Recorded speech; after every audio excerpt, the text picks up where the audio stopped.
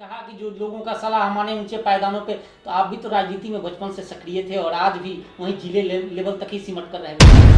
मैंने नेता नहीं बदले, मैं नेताओं ने अपने आप को बदला, तो इसलिए मेरे को उनको बदलना पड़ा। हरियाणा में रहे तो एक तीन जो नाम थे, तीन लाल जो फेमस थे, भजन लाल, देवी लाल और बंसी लाल। एक लाल के आप भी अनुयायी थे? हाँ बिल्कुल थे जी।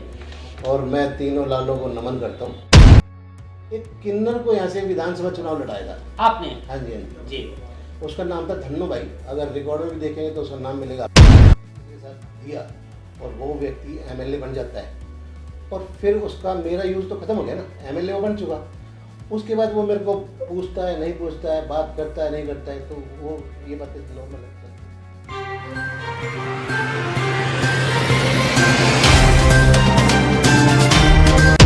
प्रवासी एक्सप्रेस मतलब की बात। नमस्कार, मैं हूं सुशील कुमार, आप देख रहे हैं प्रवासी एक्सप्रेस। राजनीति किसी राज्य को चलाने के लिए जिस कानून, जिस वाक्य या जिस नीति की आवश्यकता होती है उसे राजनीति कहते हैं। लेकिन आज राजनीति का मकसद सत्ता को पाने के लिए हर तिक्रम लगाने का नाम राजनीति हो गया है। चाहे वो गुंडागर्दी हो या फिर बूथ कैप्चरिंग हो या फिर गलत तरीकों से कार्य करना हो, हर तरह से चाहे जो भी कार्य कर रहे हो, जिस तरह से सत्ता मिल जाए, जिस तरह से कुर्सी मिल जाए और उस कुर्सी के लिए किया गया कोई भी कार्य, जो कार्य आप कर रहे हैं कुर्सी पाने के लिए, आज वह राजनीति का हिस्सा बन गया है। आज हमारे साथ मौजूद हैं बाली पंडित जी, जिनका राजनीति में कैरियर काफी लंबा रहा है। शुरुआत से ही, बचपन से ही ये भजन लाल सरकार के साथ जुड़े। भजन लाल जो प्रदेश के मुख्यमंत्री थे, उनके साथ रहे, उनके अनुयायी रहे और बचपन में उनके साथ जुड़े तो आज तक राजनीति की कई उतार चढ़ाव उन्होंने देखे हैं। और आज हम इन्हीं से बात करेंगे और जानेंगे कि प्रदेश की राजनीति आजकल क्या करवट ले रही है, किस करवट ले रही है और क्या कुछ हो रहा है। पंडित जी, स्वागत है आपका प्रवासी एक्सप्रेस में। नमस्कार सुशील जी, नमस्कार। आपने राजनीति, बड़े करीब से राजनीति को देखा है, कई मुख्यमंत्रियों के साथ आप रहे हैं। प्रदेश की राजनीति, पहला सवाल मैं ये जानूंगा कि आज जो राजनीति का परिदृश्य है किस रूप में देखते हैं? देखो, जैसे आपने बताया राजनीति यानी कि सीक्रेट पॉलिसी। जी। एक वर्ड है सीक्रेट पॉलिसी, राजनीति, और वह नीति जो राज के लिए अपनाई जाए। लेकिन क्या है कि जैसे अभी आपने बताया भी राजनीति का अर्थ, उसके हिसाब से मैंने बताया राजनीति का अर्थ। लेकिन मैं आपको बताना चाहूँगा, चाहे वो लोकतंत्र रहा हो, चाहे वो राजतंत्र रहा हो, लेकिन राजनीति में ऊंचे पायदानों पर वही लोग पहुँचे जिन्होंने अपने सलाहकारों की सलाह माना और उन पर विचार किया और जनता के हित के लिए हमेशा अग्रणीय रहे। क्योंकि चाहे राजतंत्र रहा हो, चाहे लोकतंत्र रहा हो, हकीकत में जो राज रहता है वो जनता के लिए ही रहता है और जनता की आवाज़ों को समझना पड़ता है, उनको उठाना पड़ता है और उन पे अमल करना पड़ता है। ये तो पंडित जी तो होता है, लेकिन आपने जो कहा कि जो लोगों का सलाह माने ऊंचे पायदानों पे, तो आप भी तो राजनीति में बचपन से सक्रिय थे और आज भी वहीं जिले लेवल तक ही सिमट कर रह गए। क्या आपने लोगों की सलाह नहीं मानी? नहीं मानी। फिर? लेकिन कई बार ऐसा होता है, बहुत सारे रास्ते रहते हैं, बहुत सारे विकल्प रहते हैं और लड़ाई कभी कभी ऐसी होती है कि लंबी लड़नी पड़ती है। तो उसी तरह से जो मेरी राजनीतिक लड़ाई लड़ी मैंने हमेशा जनता के लिए ही, जनता की आवाज़ को एक मुद्दा समझ के उसको ही उठाने की कोशिश की और हर मंच पर मैंने उसको उठाया भी। और इसीलिए मैंने, कई बार कहते हैं लोग कि भाई आपने पार्टी बदला, ये बदला, वो बदला, नेता बदला, लेकिन मैंने नेता नहीं बदले, मैं नेताओं ने अपने आप को बदला, तो इसलिए मेरे को उनको बदलना पड़ा। ये होता है। मैंने भजन लाल जी का साथ दिया, मैंने भजन लाल जी के साथ कब आप राजनीति में कब जुड़े थे, कितने साल की उम्र में और क्यों जुड़े थे, राजनीति में क्यों आए थे? देखो, राजनीति में मैं इसलिए आया, मैं जब कॉलेज टाइम में पढ़ता था, स्कूल में पढ़ा, तो मैंने धीरे ज्ञान होता है बच्चों को, तो पता लगता है कि भाई हर फील्ड में भ्रष्टाचार है। तो हमारे दिमाग में जब ये था भाई, छोटे छोटे जो ऑफिसों में कभी काम के लिए जाते हैं तो वहाँ देखते हैं लंबी लाइनें और आम व्यक्ति किस तरह से परेशान रहता था, किस तरह से कुचला जाता था। तो फिर धीरे धीरे हमारे दिमाग में आया, अब गुड़गांव से मैं बिलोंग करता हूँ, इतना बड़ा शहर, आज वर्ल्ड फेमस शहर गुड़गांव। तब मैंने देखा कि जब हम 8वीं क्लास में गए तो पता लगा बोर्ड के एग्ज़ाम होंगे। बोर्ड में पता लगा बोर्ड कहाँ पे है, तो भिवानी बोर्ड। 8वीं क्लास मतलब आप 13-14 साल के रहे होंगे। हाँ जी, हाँ जी। उसके बाद फिर मैं यूनिवर्सिटी जब पढ़ा तो यूनिवर्सिटी पता लगा भाई यूनिवर्सिटी कहाँ पे है, तो एमडी यूनिवर्सिटी रोहतक। तो फिर हमने सोचा कि गुड़गांव इतना फेमस शहर और दिल्ली से बिल्कुल नज़दीक होते हुए भी और पूरे ऑल ओवर हरियाणा में एक अलग पहचान बनाने वाला शहर, ना तो यहाँ पे कोई बोर्ड है और ना पे यहाँ पे कोई यूनिवर्सिटी। तो फिर धीरे धीरे हमें पता ज्ञान हुआ कि यहाँ के जो नेता रहे वो नेता जो है निष्क्रिय रहे, वो कोई एक्टिव नेता नहीं रहे। क्योंकि हम जब टीवी में देखने लगे कि लोकसभा लाइव आने लगी तो उसमें हम देखते थे तो हमारे यहाँ के कोई नेता नजर ही नहीं आता था। विधानसभा देखते तो यहाँ के कोई विधायक होते थे वो नजर ही नहीं आते थे। तो एक तरह से यहाँ पे निष्क्रियता छाई हुई थी नेताओं में। नेताओं के नाम पर यहाँ पे गुड़गांव में जीरो रहा मेरे हिसाब से। गुड़गांव है दक्षिण हरियाणा का है। तब मैंने देखा कि भाई इस ऐसे लोगों को आगे आना चाहिए तो लोग हो सकता है कि उनका साथ दे और उनको एक अच्छे। नहीं, लेकिन पंडित जी यहाँ 1 मिनट रुकूंगा मैं। प्रदेश के दूसरे जो सीएम थे, हरियाणा जब बना 1966 में, दूसरे सीएम आपके दक्षिण हरियाणा के राव वीरेंद्र सिंह थे, वो भी मुख्यमंत्री थे और जो गुड़गांव में ही रहते थे। बिल्कुल बिल्कुल। आपने कहा कि यहाँ के नेताओं की निष्क्रियता रही। नहीं, बिल्कुल थे।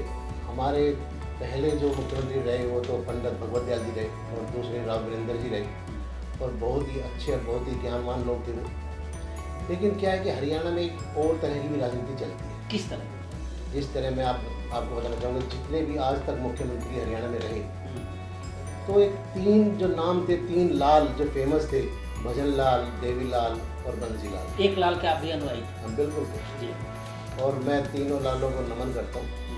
वो बहुत ही हरियाणा के लिए उन्होंने बहुत अच्छे काम किए। लेकिन उसके पीछे कुछ ताकतें ऐसी भी थी। हरियाणा में जातिवाद का नाम से बड़ा फेमस रहा है हरियाणा। तो जातिवाद के नाम से यहाँ पे उलटफेर राजनीति में चलता रहा और उसी हिसाब से बंसीलाल जी आए या देवीलाल जी आए या भजनलाल जी भी अगर कहते हैं तो उन्होंने अलग से निकाला कि नॉन जाट। लेकिन वो नॉन जाट नहीं थे, वो भी जाट ही थे, जाट जाति से बिलोंग करते थे।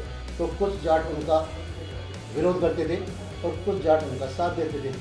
तो इसलिए वो तीनों लोग जो हरियाणा की जो कास्टिज्म पॉलिटिक्स रही उसके अनुसार उन्होंने अच्छा समय व्यतीत किया और उसके साथ साथ उन्होंने एक चीज़ आपने बताया कि जब 8वीं क्लास में थे आप, 12-13 साल 14 साल के रहे होंगे, तो उस वक्त आपका राजनीति के प्रति रुझान हो गया और आपने यह देखा कि इस इलाकों के लिए, चूँकि आप बोर्ड एग्जाम देने के लिए भिवानी जाते थे, यूनिवर्सिटीज नहीं थी, एजुकेशन सिस्टम नहीं था, तो उस वक्त से आपने लड़ाई शुरू की। पहली लड़ाई आपकी क्या थी, किस लिए आप लड़े थे, राजनीति में कैसे कूदे? पहली लड़ाई मैंने बताया कि जिस तरह से अगर हम किसी भी सरकारी ऑफिस में जाते तो वहाँ पे हमें एक आम व्यक्ति होने के कारण बहुत धक्के खाने पड़ते थे, कोई सुनवाई नहीं होती थी। अब अगर किसी काम से हम पुलिस थाने में पहुँच गए तो वहाँ पे कोई सुनवाई नहीं, जो जान पहचान है, जो अप्रोच है, उन्हीं की सुनवाई होती थी। कोई मंत्री का व्यक्ति है, कोई किसी का व्यक्ति है तो उसकी सुनवाई ज़्यादा होती थी। तो फिर हमें पता लगा भाई इसके चक्कर में तो राजनीति में एक पावर होती है और राजनीति में जाने से तभी लोगों का कोई जो उद्धार हो सकता है। तो इसीलिए मैंने 2000 में एक किन्नर को यहाँ से विधानसभा चुनाव लड़ाया था। आपने? हाँ जी, हाँ जी। जी। उसका नाम था धन्नो भाई, अगर रिकॉर्ड में भी देखेंगे तो उसका नाम मिलेगा आपको। तो एक किन्नर को मैंने इसलिए लड़ाया क्योंकि एक तो किन्नर किसी जाति का नहीं होता, दूसरा उसका कोई धर्म नहीं होता, सभी लोग साथ रहते हैं, वो एक ही घर में रहते हैं, मिलजुल के रहते हैं। उसका कोई परिवार नहीं होता क्योंकि परिवार तो छोड़ा हुआ होता है। तो जो हरियाणा में या और भी जगह जगह लोग मुद्दा उठाते रहते हैं कि जातिवाद को दूर करो, धर्मवाद को दूर करो, क्षेत्रवाद को दूर करो या परिवारवाद को दूर करो, इन पे राजनीति होनी चाहिए। लेकिन इन सारे मुद्दों पे परिवारवाद, जातिवाद, क्षेत्रवाद और इन पे सब पे राजनीति लोग करते हैं, लेकिन उसका अमल कोई नहीं करता। कहते हैं केवल, कहते हैं केवल, मुद्दा बनाते हैं। बिल्कुल बिल्कुल मुद्दा बनाते हैं। और उसी से विपरीत मैंने अलग से यूनिक सिस्टम में जाते हुए मैंने ऐसे व्यक्ति को चुना जिसका कोई परिवार नहीं था, जिसका कोई क्षेत्र नहीं था, जिसका कोई धर्म नहीं था, कोई जाति नहीं थी। इसीलिए मैंने उस किन्नर को आगे लड़ाया और तब से मैंने बिल्कुल एक्टिव पॉलिटिक्स में पार्टिसिपेट करना शुरू। उस वक्त जो राजनीति थी, आज जो राजनीति है, कितना अंतर दिख रहा है? हालांकि बदलाव तो हर जगह हुआ है। देखो बदलाव तो होता ही है, लेकिन मैं तो ये मानता हूँ कि उस वक्त की क्या ऐसी चीज़ें जो आपको अच्छी लगती थी राजनीति में, आज वही चीज़ बुरी लगती है, गंदी लगती है? देखो सबसे मेन चीज़ जो मैं अभी भी बताना चाहूँगा, पहले ही मैंने बताया कि अगर कोई राजा सलाह मानेगा तो उसका राज अच्छा चलता है, और सलाह नहीं मानेगा तो उसका खात्मा तय होता है। मैं आपको उदाहरण देना चाहूँगा भगवान राम के जन्म से। भगवान राम ने एक धोबी के कहने से एक बहुत बड़ा जनता के हित में निर्णय लिया। जब उसने देखा भी जनता आवाज़ उठा रही है तो उन्होंने निर्णय लिया, और फैसला भी कितना कठोर और कितना मुश्किल था कि माता सीता को वनवास में भेजना पड़ा। वहीं दूसरी तरफ रावण था, उसके सगे संबंधियों ने कितना समझाया, उसके भाई कुंभकर्ण ने समझाया, उसके भाई विभीषण ने समझाया, उसकी पत्नी मंदोदरी ने समझाया, लेकिन उसने कोई समझा नहीं और उसको इग्नोर किया। ऐसे ही टाइम टू टाइम अगर किसी राजा ने अपने सगे संबंधियों का, अपने सलाहकारों का अगर सलाह नहीं माना तो वो इसी तरह से बर्बाद होते आ रहे हैं, और ये इतिहास है। आप 2000 से सक्रिय राजनीति में आए, आज भी राजनीति कर रहे हैं आप, कई लोगों के साथ आप जुड़े। वजह क्या है कि आप उनके साथ कंटिन्यू नहीं रह पाए, उनके साथ जुड़े, उनको छोड़ दिया, फिर किसी दूसरे के साथ नजर आने लगे। कुलदीप बिश्नोई के साथ हमने आपको देखा है, काफ़ी सक्रिय थे उस वक्त आप। भाजपा की जब 6 विधायक जीत कराए थे, आपकी काफ़ी सक्रियता उसमें रही थी, मुझे याद है। उसके बाद आप फिर बीजेपी, फिर राजकुमार सैनी कभी, फिर कहीं और। वजह क्या है? वजह देखो ये है कि ये इंसान की एक प्राकृतिक एक सिस्टम है, एक सोच है कि यूज एंड थ्रो, जिसे कहते हैं नॉर्मल यूज एंड थ्रो।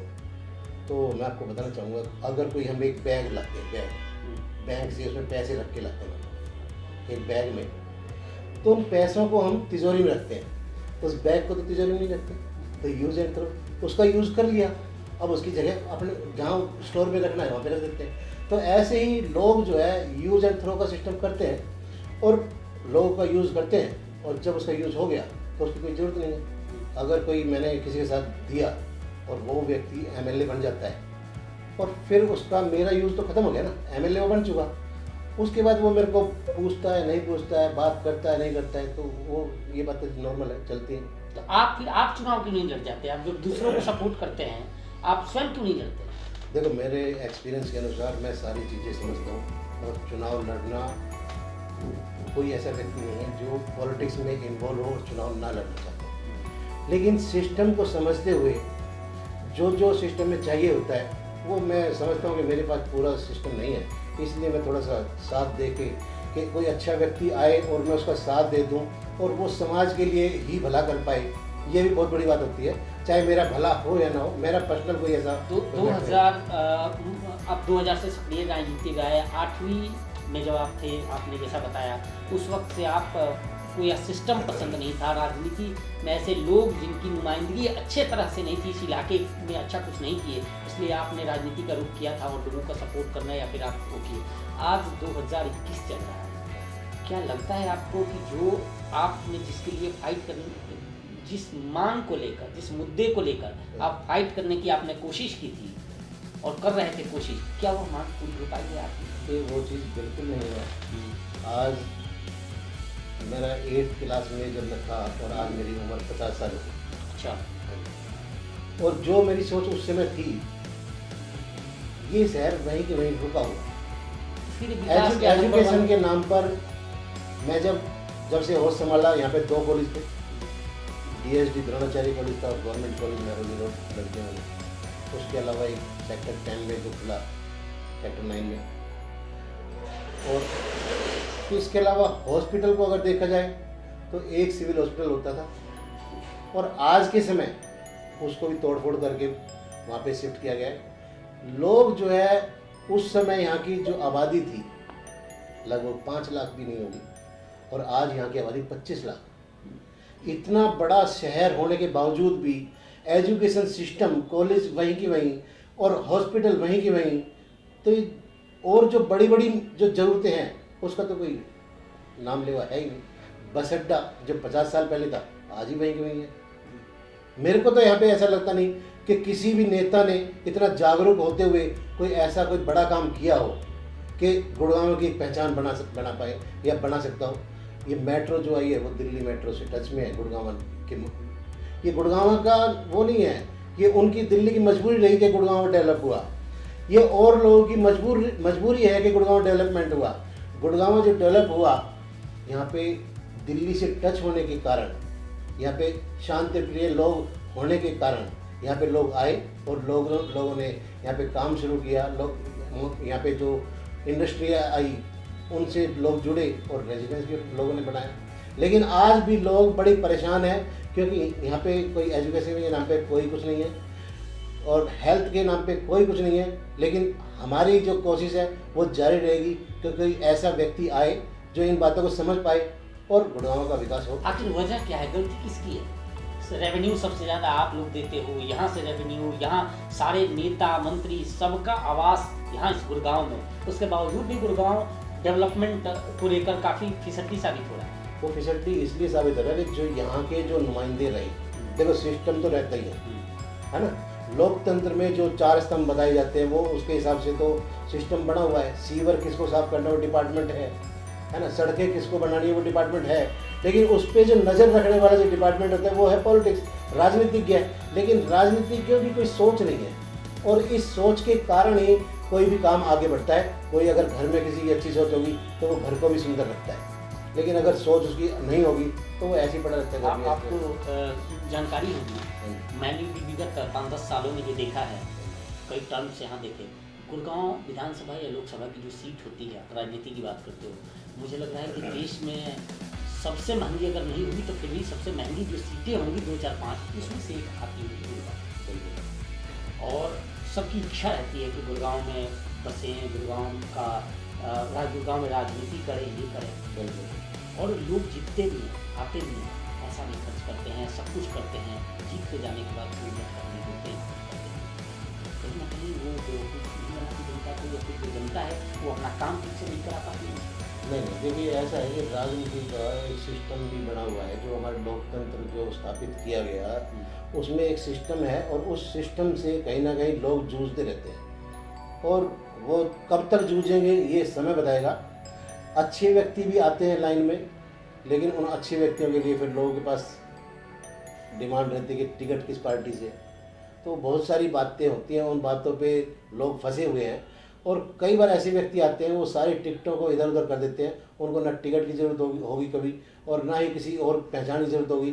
वो खुद की उनकी पहचान होगी। कोई ऐसा व्यक्ति आएगा कि जो सक्षम होगा लोगों की आवाज़ सुनने में, लोगों की भावनाओं को समझने में, यहाँ के दर्द को समझने में। जब कोई सक्षम व्यक्ति आएगा तो लोग उसका साथ देंगे और ऐसे व्यक्ति आएंगे, ऐसी बात नहीं है। तो आप कोशिश कर रहे हैं, आप लोगों से मिल रहे हैं कि लोग पार्टी और उन चेहरे को छोड़ वैसे व्यक्ति की तलाश करें जो वास्तव में गुरुग्राम को विकास के एक नई शिखर तक ले जा सके। ये तो मेरी कोशिश हमेशा रही है और यही रहेगी कि अब तक तो असफल होते आ रहे हैं। नहीं, मैं असफल नहीं हूँ। कई बार असफलता जो है पीछे ऐसा होता है कि उसमें विश्वास किया जाता है और उस विश्वास को विश्वासघात में बदल देना ये कभी भी हो सकता है। विश्वासघात किसी के साथ भी हो सकता है और लोग चुनते हैं, लेकिन पीछे जब उसके बाद विश्वासघात करते हैं लोग तो उसके बाद क्या कर सकते हैं। जनता परेशान है, जनता मजबूर रहती है। लेकिन जनता तो ये चाहती है कि कोई अच्छा व्यक्ति आए और उसको चुने। अभी जो स्थिति चल रही है हरियाणा में, किसान आंदोलन चल रहे हैं, जो सरकारें चल रही है वो भाजपा के गठबंधन से चल रही है। कल तक एक दूसरे के कट्टर विरोधी थे, आज साथ सरकार चला रहे हैं। आपको लगता है कि ये सरकार जो है जिस तरह से चल रही है यह सही दिशा में जा रही है? देखिए, हमारी पार्टी है बीजेपी, हमारी सरकार बहुत अच्छी चल रही है, इसमें कोई दो राय नहीं है।